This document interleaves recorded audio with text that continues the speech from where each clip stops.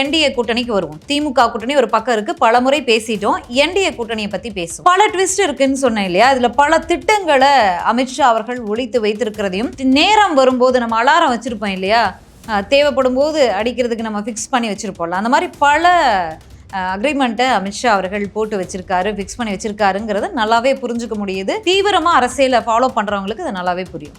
திமுக கூட்டணி நல்லா ஸ்ட்ராங்கா தொடர்றாங்க அப்படிங்கிறத தவிர வேற எந்த உறுதியான ஒரு பார்வையுமே அரசியல் பார்வையாளர்கள் வைக்க முடியாத ஒரு சூழல்ல தான் தமிழக அரசியல் களம் போயிட்டு இருக்கு. விஜய் அவர்கள் ஒரு கண் திராவிடம், இன்னொரு கண் தமிழ் தேசியம் அப்படின்றாரு. கட்சி ஆரம்பிச்சதுலேருந்து இது வரைக்கும் தமிழ் தேசியம் தொடர்பான ஒரு கருத்தை விஜய் அவர்கள் பேசியிருக்காரா? தமிழ்நாட்டில் என்டிஏ கூட்டணின்னு சொல்றோமே, இந்தியா கூட்டணின்னு இவ்வளோ பேர் இணைஞ்சிருக்காங்களே, என்டிஏ கூட்டணியில யார் இருக்கா? இப்போ அதிமுகவும் பாஜகவும் மட்டும்தான் இந்த பாஜகவோடு அதிமுக இந்த என்டிஏ கூட்டணியில இணைஞ்சிருக்காங்க அப்படின்னு சொல்லி அமித்ஷா அவர்களுடைய முன்னிலையில எடப்பாடி அவர்களோட கையையும் பிடிச்சு அந்த முன்னாடி நாள் வரைக்கும், அன்னைக்கு அந்த கூட்டணி அறிவிப்பு வரைக்கும் பாஜக மாநில தலைவராக அண்ணாமலை அவர்கள் தான் இருந்தாரு. அந்த சூழல்ல அறிவிச்சாங்க. அங்கேயே ஒரு மிகப்பெரும் கேள்விக்குறி என்ன அப்படின்னா, நேயர்களுக்கு வணக்கம். தமிழக அரசியல் களத்தில் இன்னும் தேர்தலுக்கு கிட்டத்தட்ட 7 மாதங்கள் இருக்குது. ஆனால் அப்பப்போ தீபாவளி டைமில் சில பட்டாசுகள் வெடிக்கும், சில பட்டாசுகள் வெடிக்காமல் போயிடும். சில பட்டாசுகள் நல்ல சவுண்டு கொடுக்கும், அப்புறம் திடீர்னு புஸ்வான மாதிரி ஆகிடும்ல. அந்த மாதிரி திடீர்னு சில கட்சி தலைவர்கள் திடீர்னு ஒரு அதிரடியான ஒரு கருத்தை பதிவு பண்ணுறதும், கூட்டணியிலேருந்து வெளியில் வருவதும், எதிர்த்தரப்பில் இருக்கக்கூடிய அரசியல் கட்சி தலைவர்களை பார்ப்பதும், அப்புறம் அது ஒரு 2 நாளைக்கு பரபரப்பாக போகுதும், அப்புறம் புஸ்வான மாதிரி அது போயிடுறதும், இந்த மாதிரியான செயல்பாடுகள் தொடர்ந்து நடந்துக்கிட்டே இருக்குது. அதனால் கணிக்க முடியாத ஒரு சூழல் தான் இருக்குது. இப்போதைக்கு வரைக்கும் திமுக கூட்டணி நல்லா ஸ்ட்ராங்காக தொடர்றாங்க அப்படிங்கிறத தவிர வேற எந்த உறுதியான ஒரு பார்வையுமே அரசியல் பார்வையாளர்கள் வைக்க முடியாத ஒரு சூழல்ல தான் தமிழக அரசியல் களம் போயிட்டு இருக்கு. விஜய் அவர்கள் வந்திருக்காரு. விஜய் அவர்களுக்கான வாக்கு சதவீதம் என்ன அப்படிங்கிறதையெல்லாம் ஓட்டர் கருத்து கணிப்பு சொல்லலாம், இல்லை அவருடைய ஆதரவாளர்கள் சொல்லலாம், அரசியல் விமர்சகர்கள் சொல்லலாம். தேர்தலில் வாக்கு எண்ணிக்கைக்கு பிறகுதான் மக்கள் என்ன கொடுத்துருக்காங்க அப்படிங்கிறத நம்ம கணிக்க முடியும். அதை பற்றி நம்ம பேச முடியும். என்ன காரணங்கள் அப்படிங்கிறதையும் விவாதிக்க முடியும். மக்கள் இடத்துல தாவேகா தலைவர் நடிகர் விஜய் எந்த இடத்துக்குள்ள போய் ரெஜிஸ்டர் ஆயிருக்கார் அப்படிங்கிறதையும் நம்ம புரிஞ்சுக்க முடியும். இப்படி தான் போயிட்டுருக்கு. சரி, இந்த சூழலில் எதுக்கு இந்த வீடியோ, ஏற்கனவே நம்ம பேசியிருக்கோமே அப்படின்னு கூட நம்ம பேட்டிகளில் கூட பல பேட்டிகள் இது ரிலேட்டடாக எடுத்திருப்போமே அப்படின்னு சொல்லலாம். ஆனால் திமுக கூட்டணி ஸ்ட்ராங்காக இருக்குது, இது வரைக்கும் பேசியிருக்கோமா? ஆப்போசிட்டில் பாஜக அதிமுக கூட்டணி அமைஞ்சிருக்கிறது. இந்த கூட்டணி இன்னும் ஜெல்லாகலை. தலைவர்கள் தான் இந்த கூட்டணியில் இணைஞ்சிருக்காங்க பல நிர்பந்தங்களால். ஆனால் அதிமுகனுடைய அடிமட்ட தொண்டர்கள்லேருந்து நிர்வாகிகள் வரைக்கும், இல்லை முன்னாள் அமைச்சர்கள் வரைக்குமே இந்த கூட்டணியில் விருப்பம் இல்லை அப்படின்னு பல்வேறு விஷயங்களை பேசிகிட்டு இருந்தா கூட, அதிமுக பாஜக இவங்க மட்டும் கூட்டணியில் இருக்காங்க. இதில் பல கேள்விக்குறிகள் இருக்குது. ஏன் அப்படின்னா, இதற்கு முன்பாக நடந்த சட்டமன்ற தேர்தலில் கூட்டணியாக போட்டிக்கிட்டாங்க. அன்றைக்கு பலமாக இருந்த நேரத்திலேயே அதிமுகவும் பாஜகவும் தோல்வியை தான் தழுவியது. திமுகவிற்கு நல்ல பலமான வெற்றி கிடைத்தது. அப்படி இருக்கும் சூழல்ல இப்போ என்டிஏ கூட்டணிக்கு வருவோம். திமுக கூட்டணி ஒரு பக்கம் இருக்கு, பலமுறை பேசிட்டோம். என்டிஏ கூட்டணியை பத்தி பேசுவோம். பல ட்விஸ்ட் இருக்குன்னு சொன்னேன் இல்லையா? அதுல பல திட்டங்களை அமித்ஷா அவர்கள் ஒழித்து வைத்திருக்கிறதையும், நேரம் வரும்போது நம்ம அலாரம் வச்சிருப்போம் இல்லையா, தேவைப்படும் போது அடிக்கிறதுக்கு நம்ம ஃபிக்ஸ் பண்ணி வச்சிருப்போம்ல, அந்த மாதிரி பல அக்ரிமெண்ட்டை அமித்ஷா அவர்கள் போட்டு வச்சிருக்காரு, ஃபிக்ஸ் பண்ணி வச்சிருக்காருங்கிறத நல்லாவே புரிஞ்சுக்க முடியுது. தீவிரமாக அரசியலை ஃபாலோ பண்ணுறவங்களுக்கு அது நல்லாவே புரியும். இப்போ என்டிஏ கூட்டணின்னு சொல்லுவோம். அது ரொம்ப இந்தியா கூட்டணி மாதிரி பெருசாக என்டிஏ கூட்டணி எம்பி எலெக்ஷனில் எந்த அளவுக்கு டஃப் ஃபைட் கொடுத்தாங்க, இன்னைக்கு ஆட்சியில் இருக்காங்க அப்படிங்கலாம் பார்க்க முடியுது. தமிழ்நாட்டில் என்டிஏ கூட்டணின்னு சொல்கிறோமே, இந்தியா கூட்டணின்னு இவ்வளோ பேர் இணைஞ்சிருக்காங்களே, என்டிஏ கூட்டணியில் யார் இருக்கா? இப்போ அதிமுகவும் பாஜகவும் மட்டும்தான் இந்த பாஜகவோடு அதிமுக இந்த என்டிஏ கூட்டணியில் இணைஞ்சிருக்காங்க அப்படின்னு சொல்லி அமித்ஷா அவர்களுடைய முன்னிலையில் எடப்பாடி அவர்களோட கையையும் பிடிச்சு அந்த முன்னாடி நாள் வரைக்கும், அன்னைக்கு அந்த கூட்டணி அறிவிப்பு வரைக்கும் பாஜக மாநில தலைவராக அண்ணாமலை அவர்கள் தான் இருந்தார். அந்த சூழலில் அறிவிச்சாங்க. அங்கேயே ஒரு மிகப்பெரும் கேள்விக்குறி என்ன அப்படின்னா, நாடாளுமன்ற தேர்தல் நேரத்திலேயே அதிமுகவோடு இருந்த அதிமுகவினுடைய வெற்றிக்கு வழிவகுக்கக்கூடிய சின்ன சின்ன கட்சிகளான பாமக தவிர மற்ற எல்லா கட்சிகளுமே ஒரு சிறிய கட்சிகள் தான். அதிமுகவினுடைய வெற்றிக்கு தொடர்ந்து அவங்களும் அந்த கூட்டணி அமைஞ்சாதான் அவங்களுக்கும் ஒரு வெற்றிக்கான ஒரு வாய்ப்பு இருக்குது. அப்படிங்கும்போது அவங்களையெல்லாம் பிரித்து கூட்டிகிட்டு போய் அன்றைக்கு பாஜக மாநில தலைவராக இருந்த அண்ணாமலை அவர்கள் கூட்டிட்டு போய் நாடாளுமன்ற தேர்தலில் போட்டியிட்டார். அப்போ அந்த என்டிஏ கூட்டணியில அந்த சின்னஞ்சிறிய கட்சிகள் பாமக உட்பட புதிய தமிழகம் கிருஷ்ணசாமியிலிருந்து பலர் வந்து அந்த கூட்டணியில அன்னைக்கு இருந்தாங்க. ஆனா இன்னைக்கு என்டிஏ கூட்டணி அப்படின்னு சொன்னா பாஜகவும் அதிமுகவும் மட்டும்தான் இருக்காங்க. எடப்பாடி பழனிசாமி, அதிமுகவுடைய பொதுச் செயலாளரான எடப்பாடி பழனிசாமி அவர்களுடைய மக்களை காப்போம் தமிழகத்தை மீட்போம் அப்படிங்கிற அந்த சுற்றுப்பயணத்துல கூட பாஜகவினரும் அதிமுகவினரும் மட்டும்தான் இருந்தாங்க. இதுல ஒரு மிக பெரும் இது என்ன அப்படின்னா, அங்க இருந்த அந்த தொண்டர்கள் மக்கள் குவிஞ்சிருந்தாங்க. மக்கள் வெள்ளத்துல நான் வந்து போனேன் அப்படின்னு சொன்னார் இல்லையா எடப்பாடி பழனிசாமி அவர்கள். அந்த கூட்டத்துல கூட அதிமுக கொடிகளை விட பாஜக கொடிகள் அதிகம் இருந்தது வந்து தமிழக அரசியல் பார்வையாளர்களுக்கும் சரி, அரசியல்ல அந்த அதிமுக தொண்டர்களுக்குமே வந்து மிகுந்த ஒரு மன வருத்தத்தை கொடுக்கக்கூடிய ஒரு நிகழ்வா தான் இருந்துச்சு. இது ஒரு புறம் இருக்கு. சரி, இப்ப என்டிஏ கூட்டணியில யார் இருக்காங்க? அதிமுகவும் பாஜகவும் மட்டும்தான் இருக்காங்க. நாடாளுமன்ற தேர்தல் நேரத்துல பாஜகவோடு கைகோர்த்த அந்த கட்சிகள்லாம் இன்னைக்கு ஏன் என்டிஏ கூட்டணியில இல்ல, அங்க என்ன பிளே நடக்குது அப்படிங்கிறது இருக்கு இல்லையா, அது எல்லாத்துக்குமே காரணம் அமித்ஷா அவர்கள் மட்டும்தான். எல்லாத்துக்குமே வந்து டைம் பீஸ்ல ஒரு அலாரத்தை வந்து செட் பண்ணி வச்சிருக்காரு. பிராக்டிக்கலா எப்பப்ப வெடிக்கணும், நான் முன்னாடி ஓப்பனிங்லேயே சொன்ன மாதிரி இந்த பாம் அங்கங்க அவர் செட் பண்ணி வச்சிருக்காரு. டைம் பாம் மாதிரி அவர் எதை எப்பப்ப வெடிக்கணும், எப்படியெல்லாம் வந்து அதிமுகவினுடைய பொதுச் செயலாளருக்கு குடைச்சல் கொடுக்கணும் அப்படிங்கறது வந்து அவர் செட் பண்ணி வச்சிருக்காரு. ஆக இந்த அதாவது தற்போது பாஜக மாநில தலைவராக இருக்கக்கூடிய நயினா நாகேந்திரன் அவர்கள் பலமுறை பிரஸ் மீட்லயும் சரி, பேட்டிகள்லயும் சரி, என்ன கள்ளம் கபடம் இல்லாத மனசு அப்படின்பாங்க இல்லையா, அந்த மாதிரி வெளிப்படைத்தன்மையா எங்களுக்கு வந்து இந்த 2025 தேர்தல் வந்து குறிக்கோளே கிடையாது, நோக்கமே கிடையாது. எங்களுடைய களமே வந்து அடுத்த நாடாளுமன்ற தேர்தல் தான். மீண்டும் பிரைம் மினிஸ்டராக மோடி அவர்களை 4வது முறையும் கொண்டு வரணும் அப்படிங்கிறது தான் எங்களுடைய நோக்கம். தமிழகத்தில் ஆட்சியை பிடிப்பதும் அடுத்த சட்டமன்ற தேர்தலை ஒட்டி தான் எங்களுடைய நோக்கம் இருக்கு. இப்போதைக்கு எங்களுக்கு இந்த தேர்தல் 2025 தேர்தல் எங்களுக்கு வந்து பெரிய குறிக்கோளே கிடையாது அப்படிங்கிறத பலமுறை பேட்டியிலையும் சரி, பிரஸ் மீட்லையும் சொல்லிட்டார். அதிமுக பாஜக கூட்டணியாக இந்த சட்டமன்ற தேர்தலை சந்திக்கிறாங்க. ஒரு தேர்தலை சந்திக்கிறோம், அதுவும் பலமுறை ஆளுங்கட்சியாக இருந்த ஒரு மாபெரும் கட்சி, இன்றைக்கு திமுகவிற்கு எதிர்த்தரப்புல இருக்கக்கூடிய கட்சி, பலமுறை திமுகவினரை தோற்கடிக்க வைத்த ஒரு கட்சி அதிமுக. ஜெயலலிதா அம்மா போன்ற, எம்ஜிஆர் அவர்கள் போன்ற மாபெரும் தலைவர்களை கொண்ட ஒரு கட்சி, பயணித்த, அவங்களால உருவாக்கப்பட்டு வளர்க்கப்பட்ட ஒரு கட்சி. இன்னைக்கு இந்த சட்டமன்ற தேர்தல் வந்து அவங்களுக்கு வாழ்வா சாவான்னு இருக்கும்போது கூட்டணி கட்சி தலைவரான நயினா நாகேந்திரன் அவர்கள் இப்படி ஒரு கருத்தை பொது வெளியில வைக்கலாமா? வைத்தால் கூட மறுநாளே அதற்கு வந்து ஒரு விளக்கமோ இல்ல ஒரு மாற்று கருத்தையோ எதையாவது சொல்லி சமாளிச்சிருக்க வேணாமா? அரசியல் பாணியில எதுவுமே பண்ணல. அதுக்கப்புறமா வந்த எடப்பாடி பழனிசாமி அவர்கள் தான் முதல்வர் வேட்பாளரா அப்படின்னு பலமுறை கேள்வி வந்த போது மட்டும் அவர் தான் முதலமைச்சர் வேட்பாளர் அப்படின்னு இன்றைய பாஜக மாநில தலைவரும் சரி, முன்னாள் பாஜக மாநில தலைவரும் சரி பேசினாங்க. இது ஒரு புறம் இருக்க, நேற்று முன்தினம் வந்து முன்னாள் பாஜக மாநில தலைவரான அண்ணாமலை அவர்களிடத்துல துணிச்சல ஒரு செய்தியாளர் வந்து மறுபடியும் அந்த செய்தியாளர் வெஸ் அண்ணாமலை அப்படின்னு ஒரு டோன் போயிட்டு இருக்கும் இல்லையா, அது வந்து இவர் பாஜக மாநில தலைவர்ல இருந்து அந்த பொறுப்புல இருந்து ஒரு விளக்கப்பட்ட பிறகு அது ஒரு எம்டி ஸ்பேஸ் இருக்கு மீடியாவுக்கு. அதை தாண்டி இந்த அரசியலை பார்க்கக்கூடியவங்க, ஊடகங்கள்ல ரசிக்கக்கூடியவங்களுக்கு வந்து அது ஒரு எம்டி ஸ்பேஸாக தான் உண்மையாலுமே இருக்கு. அண்ணாமலை அவர்களை மிஸ் பண்ணாங்க அவங்களாம். அந்த ஃபைட் இருக்கும் மீடியாவுக்கும் அவருக்கும், இல்லை அண்ணாமலை அவர்களுக்கும் செந்தில் பாலாஜி அவர்களுக்கும். யாரோ ஒருத்தர் இப்போ கூட கல்வித்துறை அமைச்சர் அன்பில் மகேஷ் பொய்யாமொழி அவர்களை வந்து பேசக்கூடாத ஒரு வார்த்தையை வந்து பேசியிருக்காரு. அந்த வார்த்தையெல்லாம் வந்து நம்ம சொல்லவே முடியாது, அப்படி ஒரு மோசமான வார்த்தையை.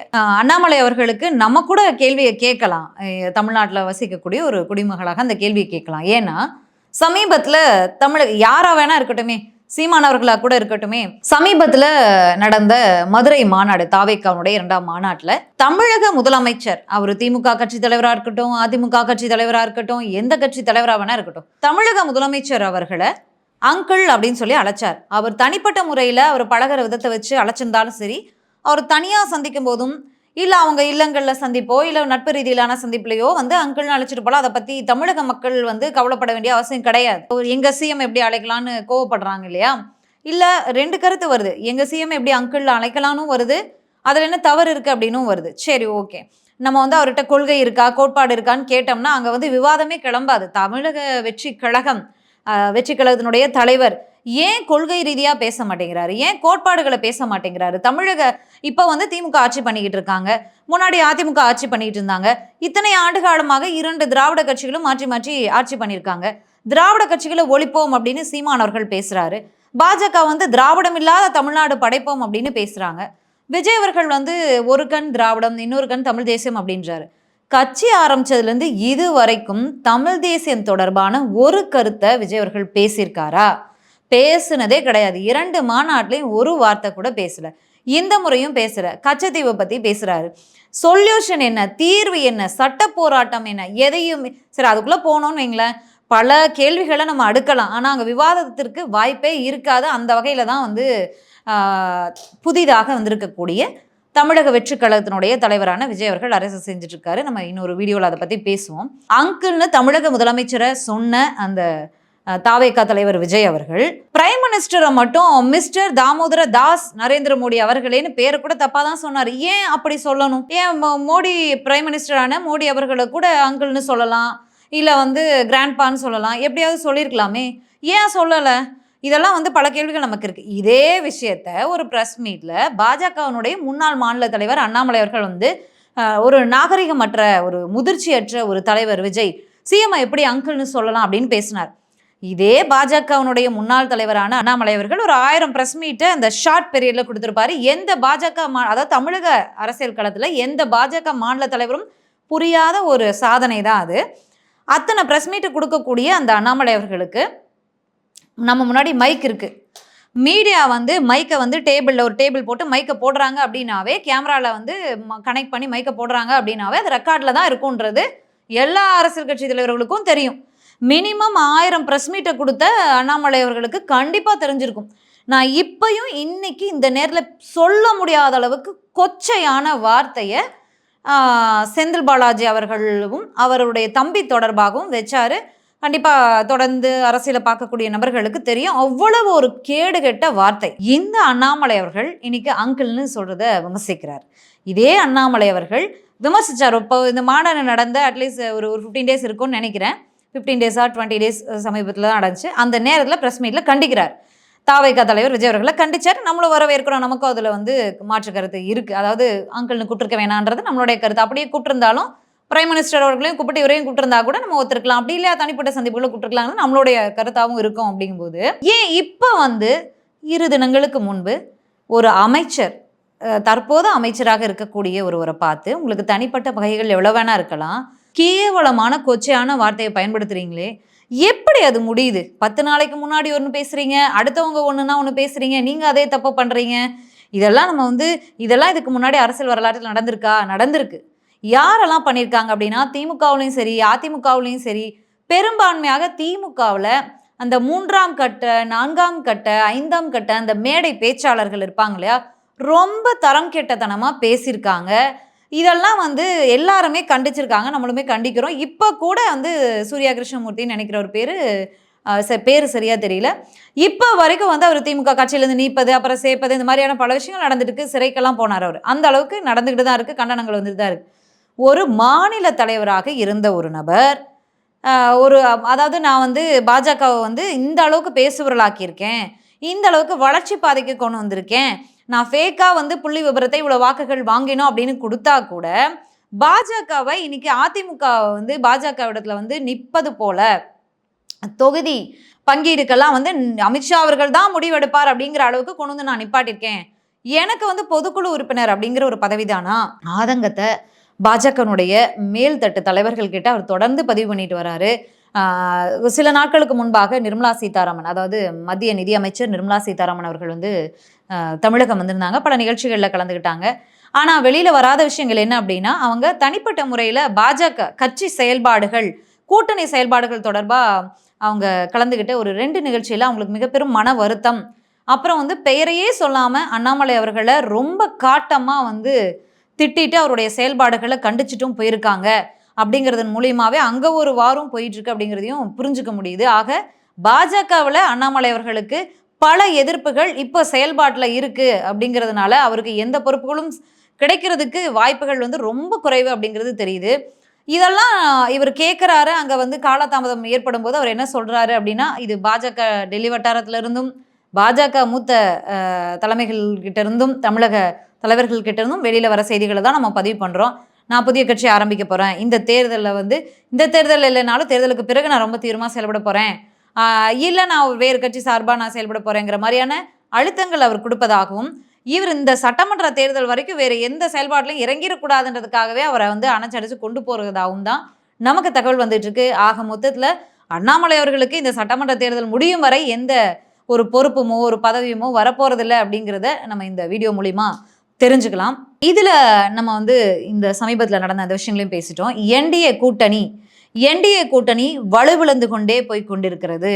அதாவது பாஜகவோடு அதிமுக போய் சேர்ந்த பிறகு பாஜக வந்து இந்த சுற்றுப்பயணத்திலே எடப்பாடி அவர்களுக்கு பெரும்பான்மையான நேரங்களில் தினந்தோறும் சுற்றுப்பயணத்தில் பேச வேண்டிய விஷயங்கள் என்ன அப்படின்னா, பாஜக நல்ல கட்சி, திமுகவோடு கூட்டணி வச்ச போது பாஜக நல்ல கட்சி, அதிமுகவோடு கூட்டணி வச்சப்ப நல்ல கட்சி இல்லையா அப்படிங்கிறத அவர் வந்து இந்த மக்களை காப்போம் தமிழகத்தை மீட்போம் அப்படிங்கிற அந்த சுற்றுப்பயணத்தில் தொடர்ச்சியாக பல நாட்கள் வந்து அவர் பேசிக்கிட்டு இருந்தார். பாஜக நல்ல கட்சி, மத்திய அரசோடு இணக்கமாக போனால் தான் திட்டங்களை கொண்டு வர முடியும், நாங்கள் 17 மெடிக்கல் காலேஜை கொண்டு வந்தோம், திமுக ஒரு காலேஜை கொண்டு வந்துச்சா அப்படின்லாம் பல கேள்விகளை வந்து திமுக கூட்டணியால் ஒன்றும் பண்ண முடியாது, கூட்டணியில் இருந்துட்டு இவங்கெல்லாம் இப்படி போகிறாங்க அப்படிங்கிற மாதிரி கூட்டணி கட்சி தலைவர்களுமே வந்து ரொம்ப கடுமையாக விமர்சிச்சுட்டு வந்தார். அதுக்கு பதிலடிகளுமே அவருக்கு போச்சு. அதே போல் கல்வி தொடர்பான விஷயங்களாகட்டும், கோயில் தொடர்பான விஷயங்களாகட்டும், இப்படி தான் போயிட்டுருக்கு. பெரும்பான்மையான நேரம் வந்து அவருக்கு பாஜக நல்ல கட்சி, மத்திய அரசோட கூட்டணி வச்சு ஆட்சியில் அமர்ந்தாதான் மாநிலத்துக்கு ஏதாவது பண்ண முடியும் அப்படிங்கிறது தான் அவருடைய நோக்காக இருந்துச்சு. ஆனால் இப்போ என்ன அப்படின்னா, கூட்டணியில் அதாவது பாஜகவோட என்டிஏ கூட்டணியில் இருந்த டிடிவி தினகரன் ஆகட்டும், பாஜகவிற்கு ஆதரவாக இருந்த ஓபிஎஸ் ஆகட்டும், இல்லை மற்ற பிற அந்த சிறிய கட்சிகளாகட்டும், யாருமே வந்து இப்போ என்டிஏ கூட்டணி மேடைகளில் கலந்துக்கிறது இல்லை, ஒதுங்கி இருக்காங்க. மெயினான அந்த பெரிய கட்சி, அந்த கூட்டணியிலேயே பெரிய கட்சியாக இருந்தால் பாமக, அதிமுகவுக்கு அடுத்த இடத்துல இருந்தால் பாமகவுமே வந்து கிட்டத்தட்ட 4 to 4.5% வாக்குகளை வச்சுருந்தவங்களே வந்து இப்போ 2ஆ உடைந்திருக்கிறது. தந்தை மகன் மோதலில் அது வந்து ரொம்ப மோசமாக போய்கொண்டு இருக்கும்போது, இந்த சூழலில் அதிமுக பாஜக கூட்டணிக்கு வெற்றி சாத்தியமா அப்படின்னா எந்த அளவுக்கு சாத்தியம் அப்படிங்கிறது கண்டிப்பாக அமித்ஷா அவர்களுக்கு தெரியும். அப்படி இருந்தும் மீண்டும் மீண்டும் தன்னுடைய ஆதரவு ஊடகங்களாலையும் தமிழகத்தில் குருமூர்த்தி அவர்கள்லாம் போன்றவங்க, இப்போ செங்கோட்டையன் போர்க்கொடி வைத்திருக்காரு இல்லையா, 5ஆம் தேதி நான் வந்து ஆலோசனை கூட்டம்லாம் நடத்திட்டு நான் ஒரு தகவலை வந்து தெரிவிக்க போகிறேன் அப்படின்னு சொல்லியிருக்காரு இல்லையா. இந்த மாதிரியான நெருக்கடிகளை கொடுக்கக்கூடிய அட்வைசர்ஸ் ஏற்கனவே ஓபிஎஸ் அவர்கள் வந்து குருமூர்த்தி அவர்களோட பல ஆலோசனைகள் நடத்தினார். அவருடைய நிலைமை என்ன அப்படிங்கிறது இன்றைக்கி நமக்கு தெரியும். அது காரணம் யார் அப்படிங்கிறதும் தெரியும். அதே போல தான் இப்போ செங்கோட்டையன் அவர்களும் அந்த சூழலில் போய் சிக்கியிருக்காரு. ஸோ அப்படிங்கும்போது எடப்பாடி அவர்களை பலவீனப்படுத்துவது அப்படிங்கிறத பாஜகவினர் தொடர்ந்து பண்ணிக்கிட்டே இருக்காங்க. அதிமுகவிற்கு என்ன வழி இருக்குது, அவங்க என்னென்ன செயல்பாடுகளில் ஈடுபட போகிறாங்க, ஓபிஎஸ் அவர்களும் டிடிவி தினகரன் அவர்களும் விஜய் பக்கம் சாய்வது போல இருக்கு, பிரேமலதா விஜயகாந்த் அவர்கள் வந்து திமுக பக்கம் சாய்வது போல இருக்கு, என்ன நடக்குது அப்படிங்கிறதையும் பொறுத்திருந்து பார்க்கலாம். ஆனால் இன்றைய களச்சூழல் சி ஓட்டரும் இந்தியா டுடேவும் இணைந்து ஒரு கருத்து கணிப்பு நடத்தியிருந்தாங்க. இன்னைக்கு மக்களவைத் தேர்தல் நடைபெற்றாலும் பிஎம்மா பிரதமர் மோடி தான் வருவார், ஸ்டாலின் தான் தமிழக அளவில் வெற்றி பெறுவார் அப்படின்னு சொல்லி, இன்னைக்கு சட்டமன்ற தேர்தல் நடைபெற்றாலும் திமுக அணி தான் வெற்றி பெறும், ஆனால் அந்த வாக்கு சதவீதம் வேணா குறையலாம் அப்படிங்கிறதா இந்த கருத்து கணிப்போட இதுவாகவும் இருக்கு. எதிர்த்தரப்பில் இருக்கவங்களுடைய ஒரு பலவீனமாகவும் இருக்கு. விஜய் அவர்கள் என்ன தாக்கத்தை ஏற்படுத்த போவார் அப்படிங்கிறது, நாம் தமிழர் என்ன ஆக போகுது அப்படிங்கிறதையும் பொறுத்திருந்து பார்க்கலாம். ஏன்னா 4 முனை போட்டி தான் இந்த 2026 தேர்தலுக்கெல்லாம். இப்போது வரைக்கும் என்ன நடக்குது அப்படிங்கிறத பொறுத்திருந்து பார்க்கலாம். இன்னும் ஒரு வீடியோவில் சந்திக்கலாம். நன்றி, வணக்கம்.